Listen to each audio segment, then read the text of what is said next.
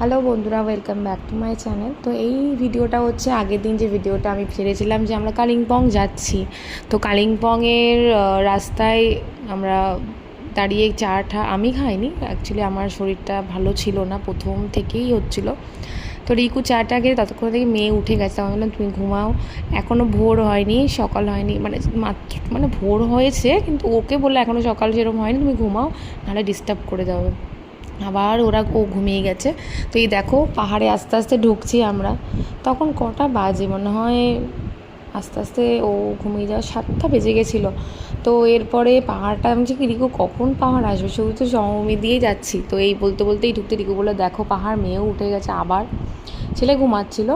তো এরপরে দেখো আমরা কালিম্পংয়ে ঢুকে গেছি। আর রিকু তো একটু চিৎকার করেছে দেখো, মানে কারণ ফার্স্ট টাইম ও একটু এক্সাইটেড। আর স্বাভাবিক, একা গাড়ি এত দূর ড্রাইভ করে আসা, সারা রাত্রির ধরে আমরা জাগা, আমি আর রিকু মিলে।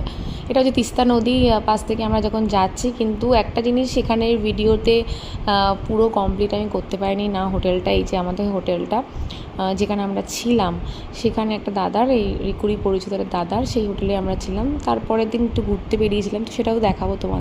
কিন্তু সেভাবে পুরো ভালো করে ভিডিও করতে পারিনি, যেটুকু হয়েছে দেখাবো। আজকের মতো এইটুকু, টাটা।